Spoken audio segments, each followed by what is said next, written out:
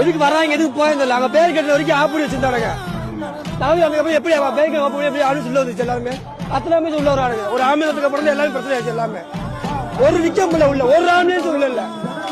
என்ன பண்றானுங்க ஒருத்தனும் போலீஸ் இருந்து ஒரு பாதுகாப்பு கொடுக்க முடிஞ்சு எத்தனை குழந்தைங்க உயிர் போயிடுச்சு தெரியுமா? எத்தனை பேர் மயக்க முடியும். தண்ணி கூட கொடுக்க முடியல. எதுக்கு அப்படி மீட்டிங் திறந்து எது கொடுத்தீங்க? முதல்ல யாரு காரணம் இல்ல. நான் பொதுவான ஒரே ஒரு விஷயம், நாங்க கேட்ட இடத்துக்கு கொடுத்திருக்கலாம்ல. மக்கள் அதிகமா கூடுவாங்க, மக்களும் இட வசதியோட இருக்கணும், தலைவரும் வந்து பாக்கணும். தளபதிய சும்மா வந்தாலே கூட்டமா தான் வரும். இன்னைக்கு அவர் ஒரு கட்சி தலைவரா வர்றப்போ இன்னும் எதிர்பார்ப்போடு அதிகமான மக்கள் வரத்தான் செய்வாங்க. அப்ப தகுதியான இடத்த கொடுத்திருக்கலாம்ல. மற்ற கட்சிக்குள்ள நீங்க எல்லா இடத்துக்கும் எவ்வளவு பெரிய இடத்த கொடுக்கறீங்க.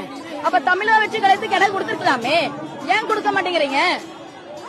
சென்னை ஹைகோர்ட்லயே எல்லா கட்சிக்குமே ஒரே மாதிரியான அனுமதி தான் கொடுக்கணும்னு சொன்னாங்க.